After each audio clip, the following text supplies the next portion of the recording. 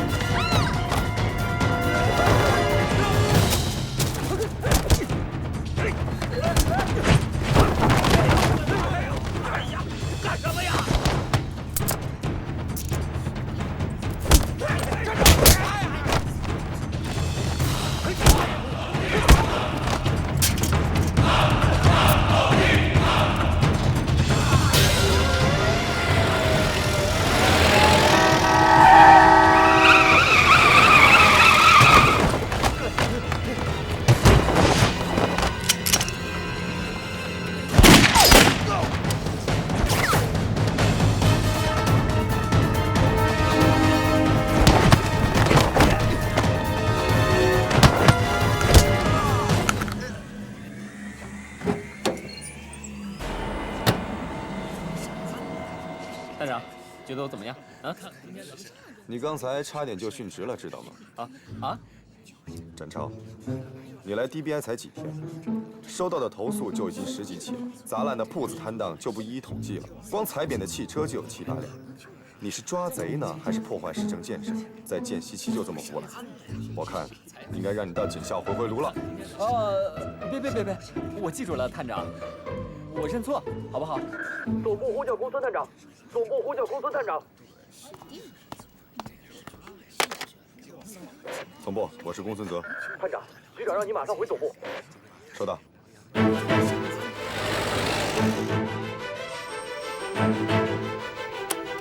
充信封，德成制造，自粘贴封口设计，重新涂抹了胶水，说明寄信人行事谨慎，只有单页信纸，排除了邮件投毒的可能。只有邮戳，没有寄件人姓名和地址。这应该是一封匿名检举信、勒索信，或者恐吓信。恐吓信啊！11月11日中午12点，将在广东路交叉口举行一场死亡表演，敬请警方莅临观赏。蓝杏仁。说说看。措辞虽然带有一定恐吓性质，但是字迹娟秀，显然是出自一名女性之手。如果真的是犯罪恐吓，留下这样的线索也太不专业了。况且还把准确的时间和地点告诉警方，赤裸裸的挑衅。那你认为是恶作剧？基本确定。现在调度中心每天都会接到10几起报警案的电话。不过，一切防患于未然，这是我的原则。A 4蓝灯，河南下路，B 自福建路成都往西驶，C 在广东路口，8点6分，立即报告。出发。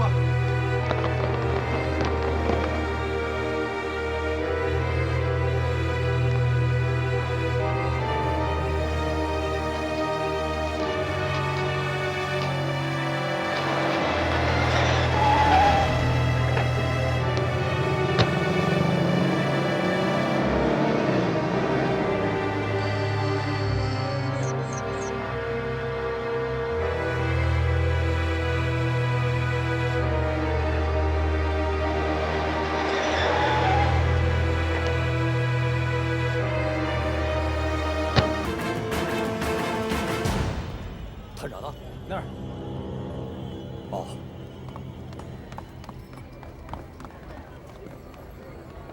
A 组没有发现可疑人物。报告 ，B 组挨家挨户都查过了，一切正常。时间还没到，继续保持戒备。是。我有听说过天气预报，没听说过杀人预报。别吹牛了，8成又是报假案的。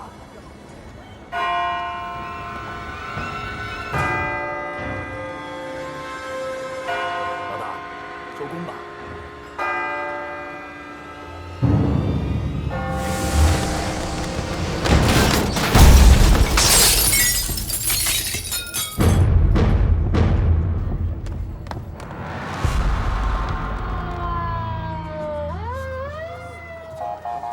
散了，别看了啊！不许，我没看。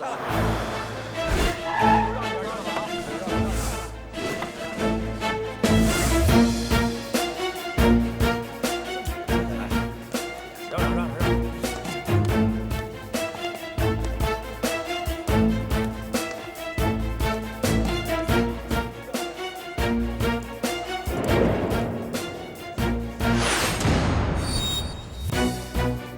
听说事发前还收到了死亡预报。对，时间和地点不差分毫，现场保护完整，交给你了。没问题。死者女性，年龄25岁左右，全身皮下出血，四肢和颅脑开放性骨折，内部多发性脏器剧烈伤，典型的坠楼伤。没有酒精或者其他异味。从现场的血量来看，他在坠楼当时还没有死亡。从笔迹判断，发出死亡预告的也是名女性。如果是自杀，预告者也许就是死者本人。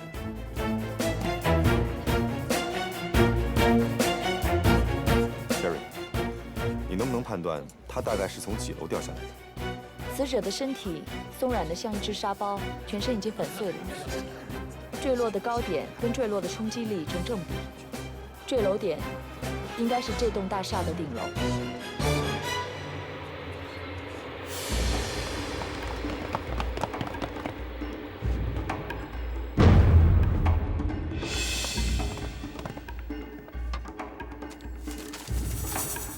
活着总是失望，死亡才是解脱。谢谢你们，来生再见。然后呢？这封信的笔迹跟死亡预告信的笔迹一致，出自同一个女人之手。这是死者的遗书啊，自杀。大错特错了。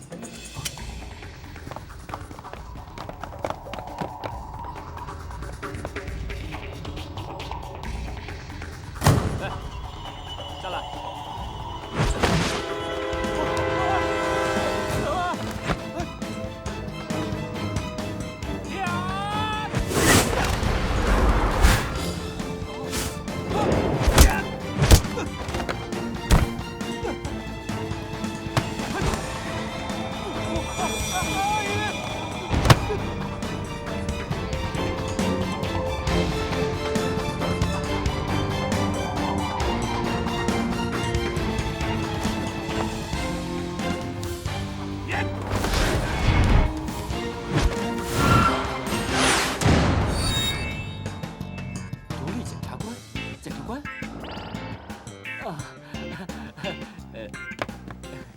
请。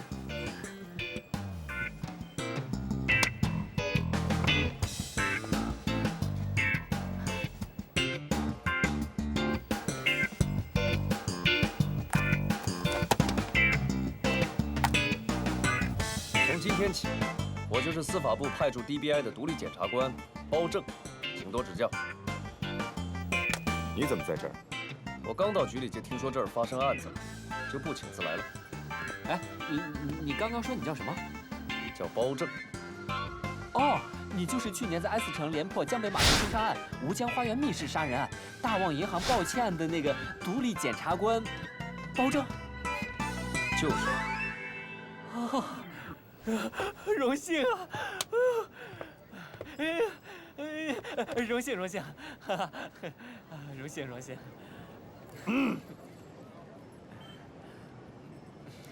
探长，仅凭一张字条就判断死者是自杀，未免也太草率了吧？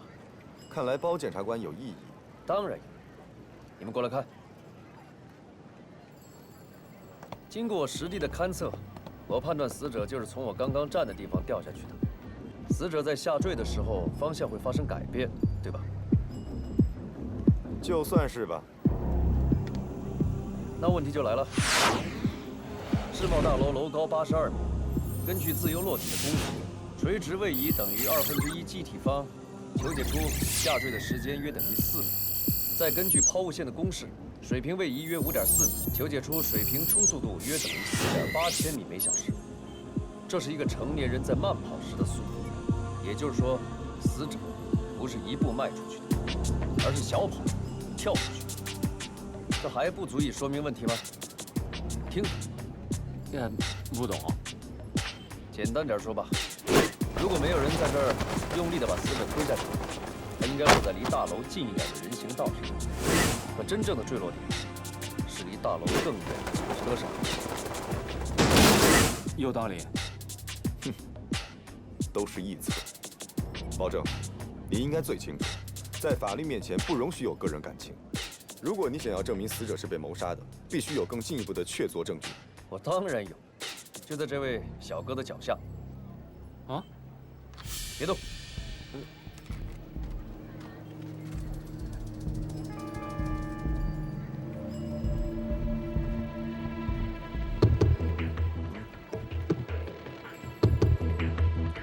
刻度，是注射器。闻闻看。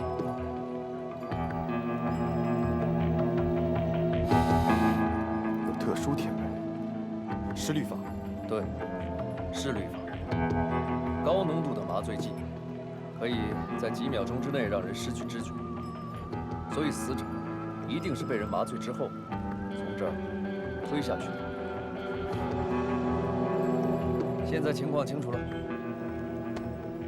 陈超啊，马上去询问电梯工，除了死者，还有谁上过楼顶？是。包检察官，感谢你协助我们调查。现在你可以走了，因为这里已经没你什么事了。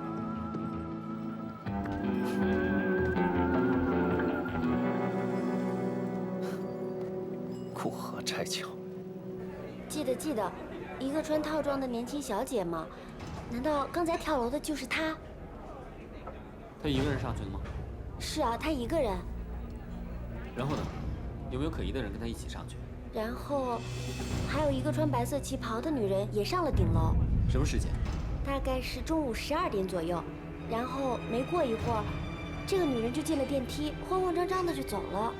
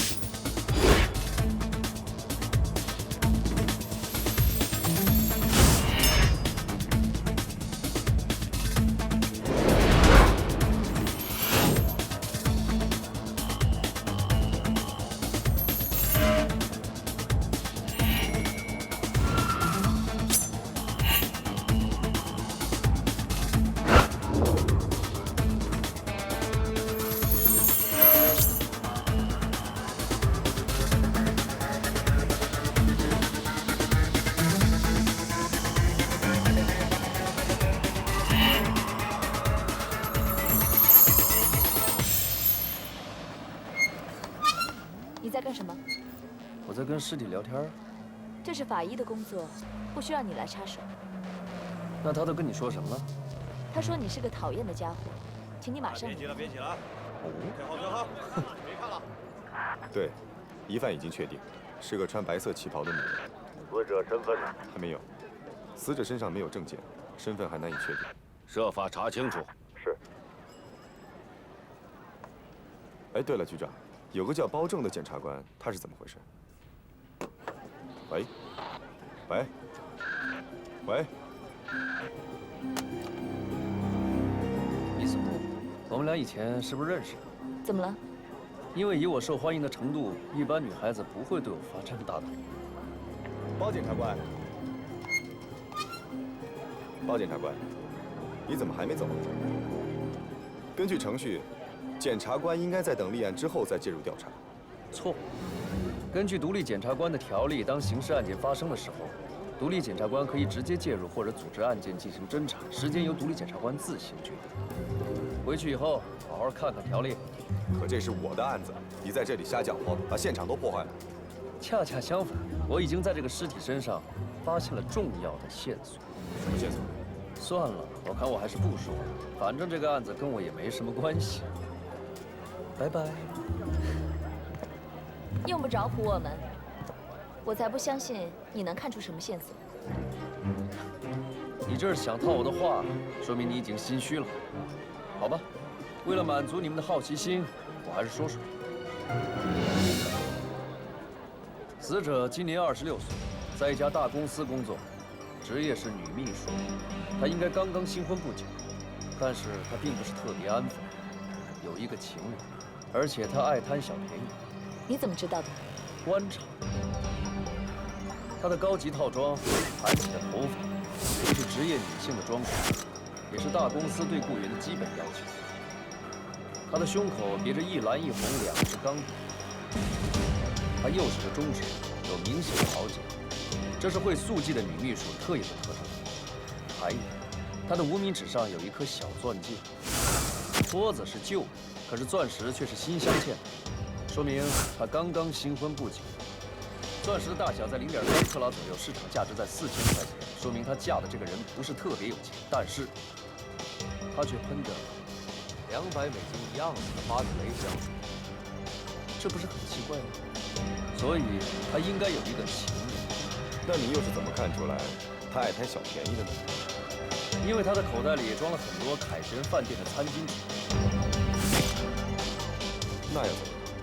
如果不是很爱贪小便宜的话，她怎么会喝完咖啡之后拿那么多餐巾纸呢？你会吗？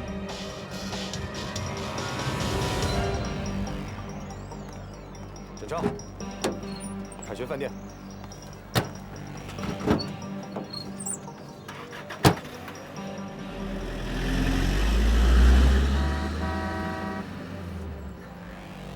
Taxi。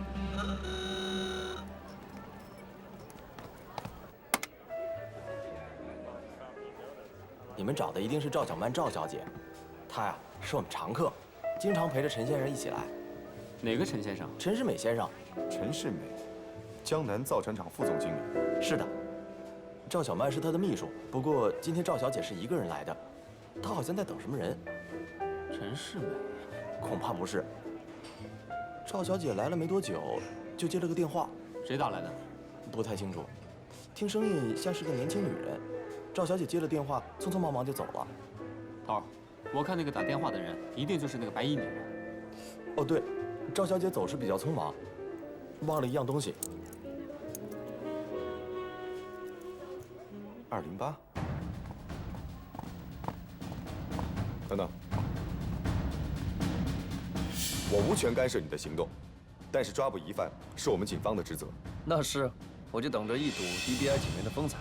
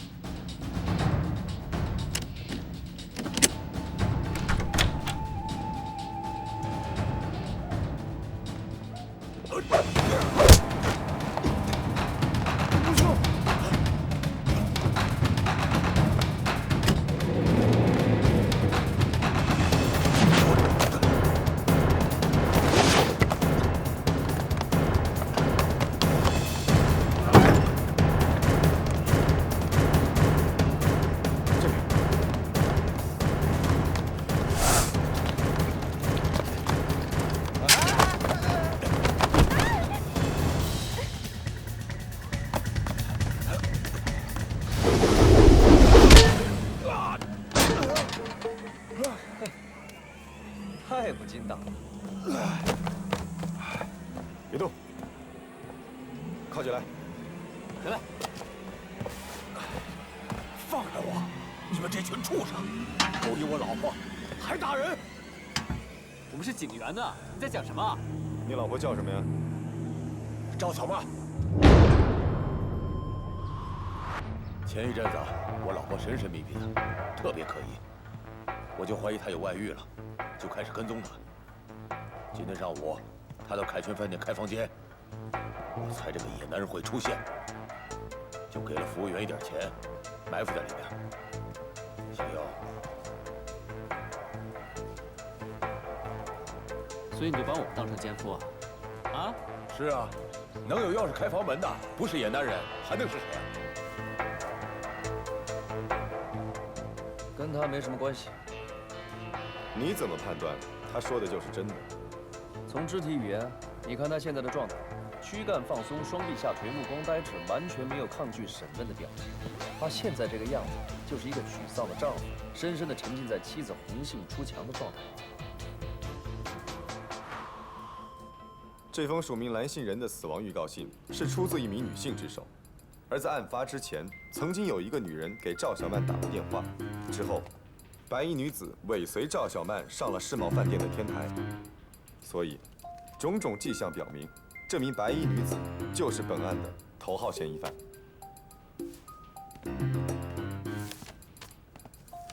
这是根据电梯工的描述画的画像。这名疑犯应该与赵小曼有一定程度的来往，大家先从他身边的人查起。公孙探长，你怎么证明这个蓝杏仁跟白衣女人是同一个人呢？除了死者，只有蓝杏仁知道案发的地点和准确时间，也是他打电话把赵小曼约到了天台上实施犯罪，合乎逻辑的假设之一。那么我是不是也可以假设，这个蓝杏仁在同一时间给白衣女子和赵小曼同时打了电话，让他们在同一时间出现在天台上对吗？听你的意思，这名白衣女子还不能确定是凶手。是。况且，如果她真的是蓝杏仁的话，她的杀人动机是什么？可能是情杀。赵小曼有个秘密情人。如果一个女秘书有一个情人的话，那么最容易被怀疑的就是她的老板。这一点我早想到了。陈超，有。刚才打给造船厂了，陈世美说她在开会，没有时间过来。她的女秘书跳楼自杀，人命关天，她居然还有心思开会。如果她不来的话，马上派人去询问。是。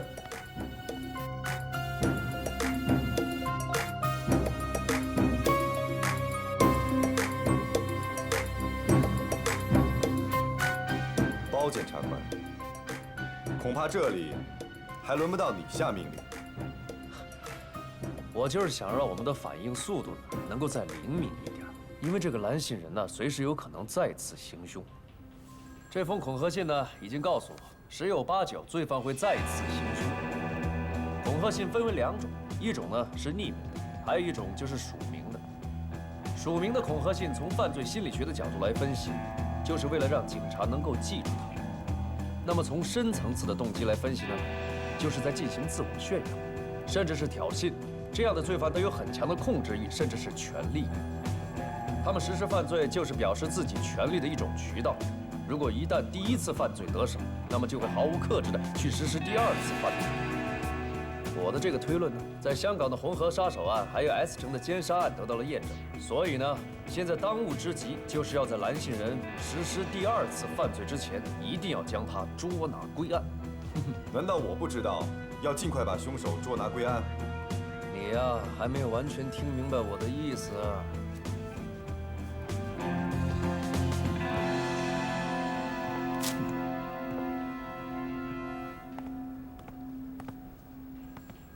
局长，案件侦破出现问题。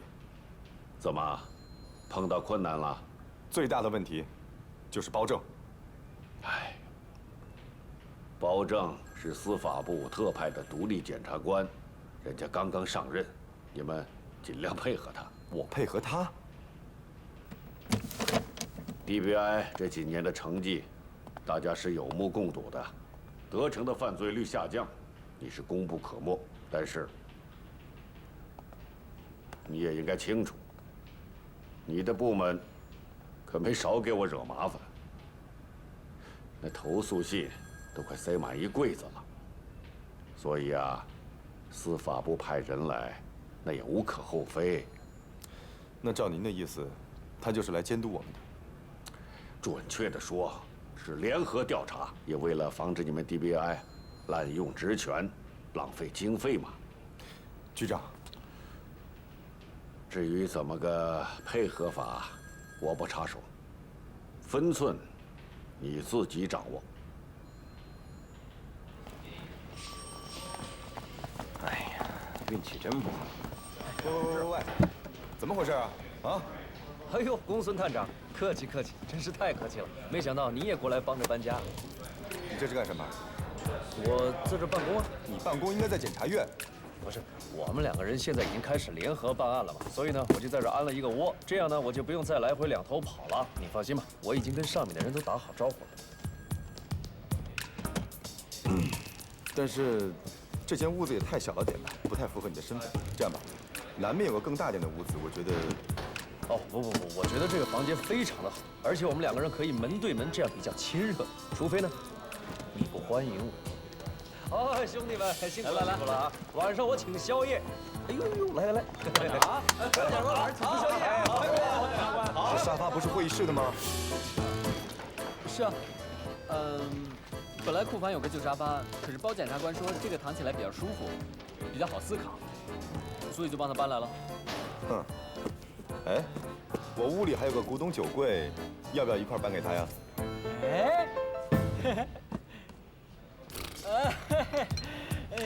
幽默。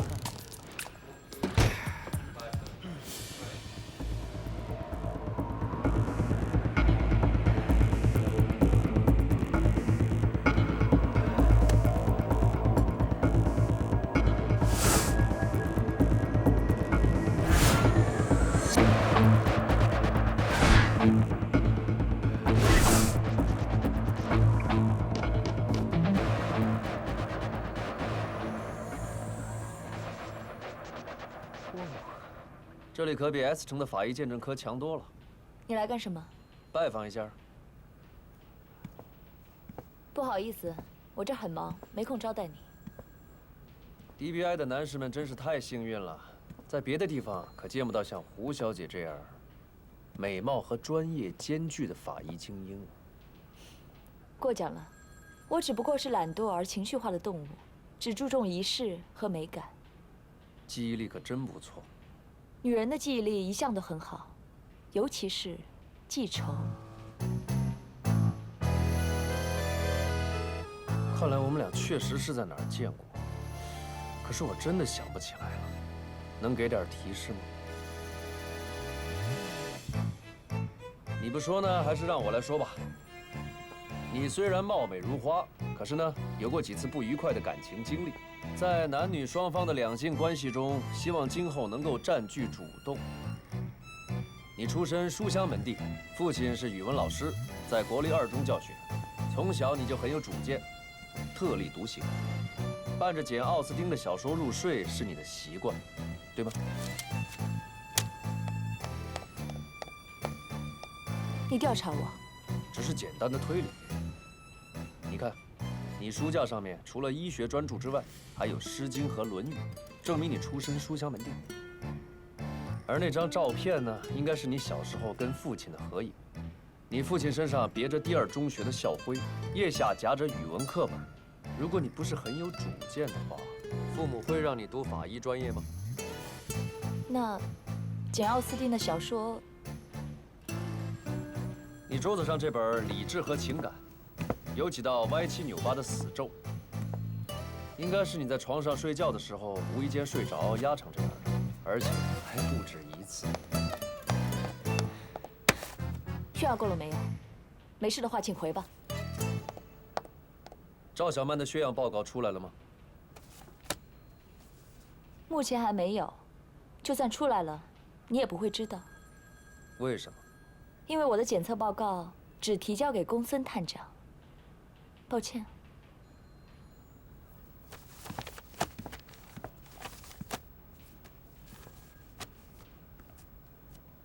无所谓，我已经知道结果了。死者体内含有未分解的3氯甲烷，而且纯度很高。除此之外，还有少量的碳酸2乙酯杂质。这也是你推理出来的？刚从你报告上偷看来的。你拜拜。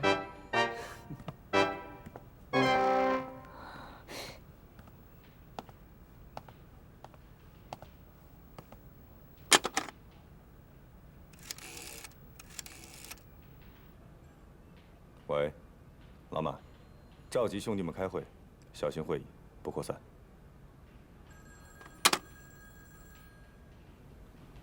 大家已经知道了，司法部派来一个检察官来搞监视，已经给我们 DBI 成员的工作和生活带来了许多障碍。就是，我们大伙在这儿干得好好的，干嘛派个外人来插一脚？不行，什么关系也不行。指手画脚，惹人讨厌。公孙探长，我支持你。老大，我们都听。哎呀，行了，别在这儿费劲了。老王的意思啊，我们大伙都听你的，你们说是不是？是。很好，从现在起，外勤组、政务科、档案室、法医鉴识实验室都必须将包正列入黑名单，彻底封杀，不许提供任何帮助。你没提我们纪检科呀？执行命令。谁还有不同意见？可是这样，不是会影响办案吗？你还想不想转正了？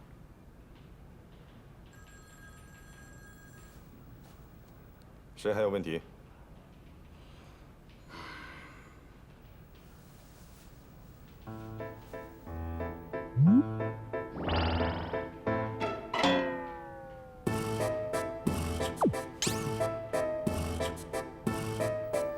公孙探长说的都挺好，我就提点小建议吧。就是你们这儿的咖啡实在太难喝了，能不能想办法改进一下啊？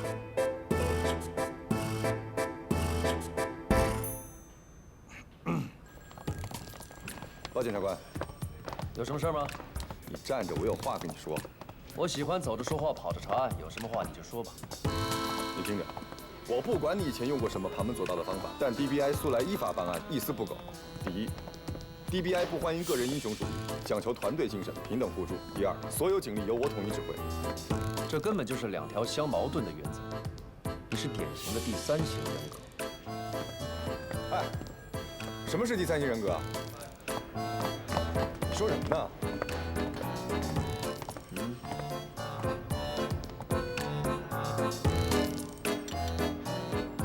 第3型人格是指好胜心强、注重形象、工作狂、惧怕表达内心的感受，以习惯性的反驳来维护自己的权威人格。你嘛，应该是有一个比较强势的父亲，或者是一个各方面都比你强的哥哥。所以呢，给你的心理成长构成了一个巨大的压力。你最大的困扰应该是，我要是没有成就的话，就不会有人爱我。哼。胡说八道！拿着。我可并不这么觉得。就算你说破大天，在 DBI 就得守这里的规矩。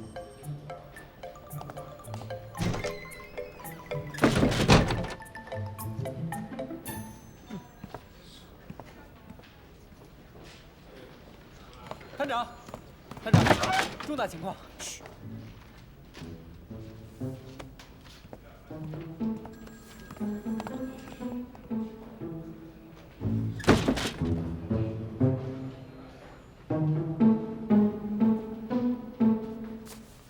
蓝线人又来信，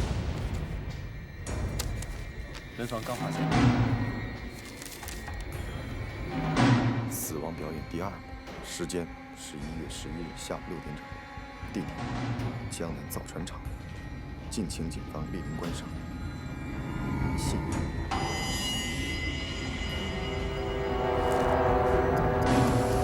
15，快，召集大战，出发。是。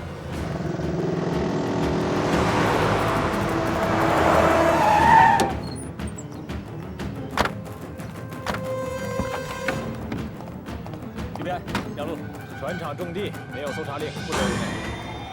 探长，我们有搜查令。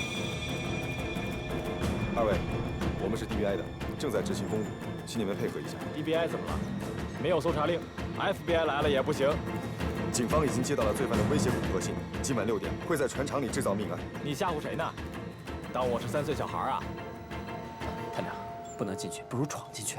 不行，跟你说过多少次了，不要知法犯法。再拖下去就来不及了。我说你们到底有没有搜查令啊？没有就让开，别在这儿挡道。不就是搜查令吗？你有搜查令？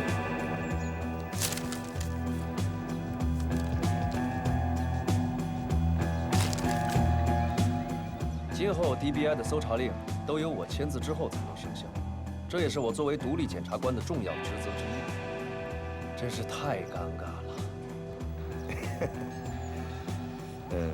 那就快签字吧。急什么呀？我还有条件呢。什么条件？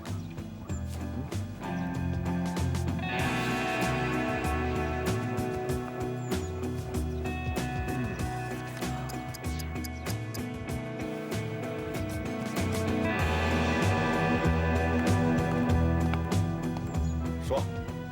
以后有什么情况，你必须都得知会我，而且不许拉帮结派，孤立同仁。你可真会趁火打劫，这叫公平合理。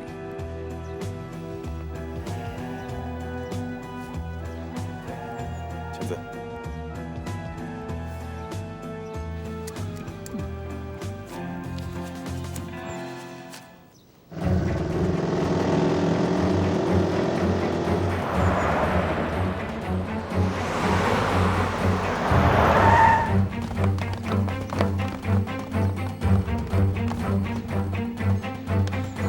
大家请注意，现在是 DBI 临检，请大家停下手里的工作，向组长报到。组长统计好确切人员状况。怎么回事？这里谁负责 ？DBI 临检。你是哪位？我姓陈，是船厂的副总经理。陈世美先生，你终于出现了。我已经在电话里面说过，明天我会到 DBI 去接受调查。你们犯得着出动这么多人马吗？我们刚刚接到一封恐吓信，说6点钟会在你的船厂制造一起命案，时间紧迫，请配合我们全面搜查船厂。就为这个？你们知不知道我们这么大的企业，停工1小时会损失多少钱？为了一封恐吓信，探长，你这是在拿我们纳税人的钱开玩笑吧？都回去，回到岗位上去，回来！各组的给我登记。你这是在妨碍公务。你信不信我一个电话投诉，就让你立马卷铺盖走人？给我注意点。不走是吧？我这就去打电话。探长，继续。是。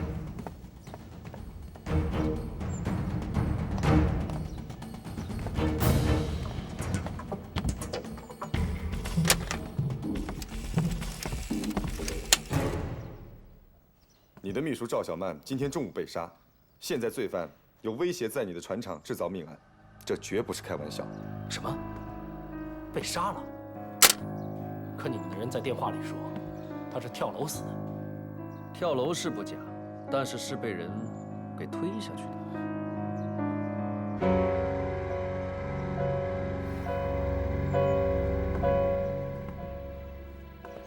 谁干的？案件还在进一步调查，不过我们有理由怀疑，杀害赵小姐的凶手和写恐吓信威胁柜长的罪犯是同一人。哼，这怎么可能啊？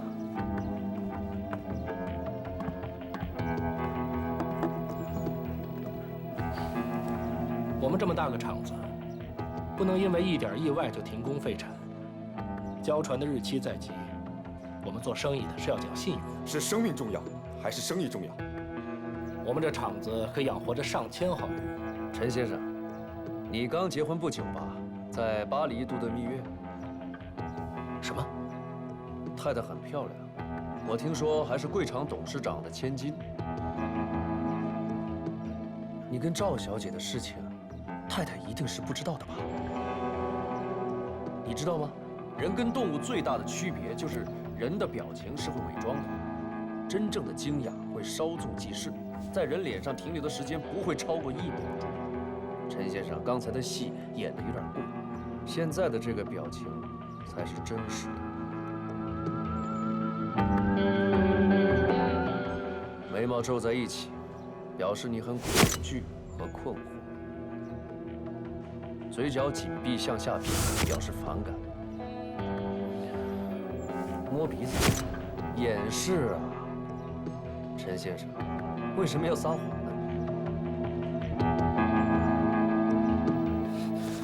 岂有此理！你们怀疑我？我今天一整天都在厂子里，所有人都可以为我作证。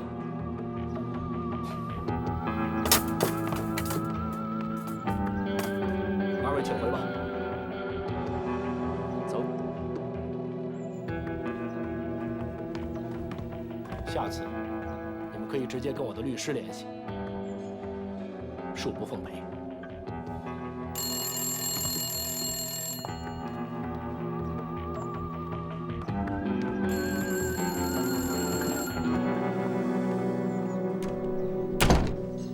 现在你满意了？联合查案可以，但你也不能坏事啊。陈世美虽然是个冷漠的混蛋，但是他并不傻。怎样？情况怎样？没有异常，就是船坞被他们拦住，进不去。怎么？奇怪，怎么一点动静都没有啊？会不会是在耍我们呢？不会，一定是哪儿出了问题。刚才那个电话，走。你在这守着。是。陈先生。